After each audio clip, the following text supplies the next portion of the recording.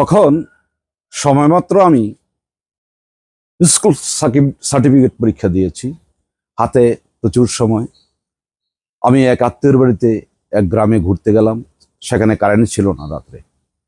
সকালেই সন্ধ্যার পরে খাওয়া দাওয়া সেরে, রাত্রের খাবার সেরে ঘুমিয়ে পড়তো। আমাদেরও এক ঘরে দেওয়া হয়েছে ঘুমানোর জন্য। তখন হারিকেন ছিল, হারিকেনের আলোয় দেখতে হইতো সবকিছু। রাত্রে কারেন্ট ছিল না, তো দেখলাম যে একটা গল্পের বই আছে, কৌতূহলবশত এটা উল্টোতে লাগলাম। নাম মেম সাহেব, লেখকের নাম মনে হয় নিমাই ভট্টাচার্য। পড়তে পড়তে একটা নেশা লেগে গেল। আস্তে আস্তে পড়তে পড়তে পড়তে পড়তে আমার কিশোর মনে একটা দোলা খেলো। কালো মেম সাহেবের কাহিনী, লেখকের যে একটা ভালোবাসার যে সংলাপ, এই সংলাপের মুগ্ধ হয়ে আমি সারা রাতে এই মেম সাহেব বইটা পড়ে শেষ করলাম। যাই হোক, সৌন্দর্য একটা অনুভূতি যেটা দু চোখের পাতায় আটকে থাকে। সৌন্দর্য একটা মায়া আছে, যে মায়াতে আমরা সকলে আটকে থাকি।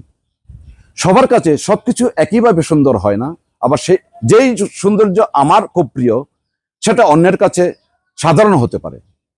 কেউ সৌন্দর্য বিচার করে গুণ দেখে, কেউ সৌন্দর্য বিচার করে রূপ দেখে, আবার কেউ সৌন্দর্য বিচার করে চোখের ভালোবাসায়।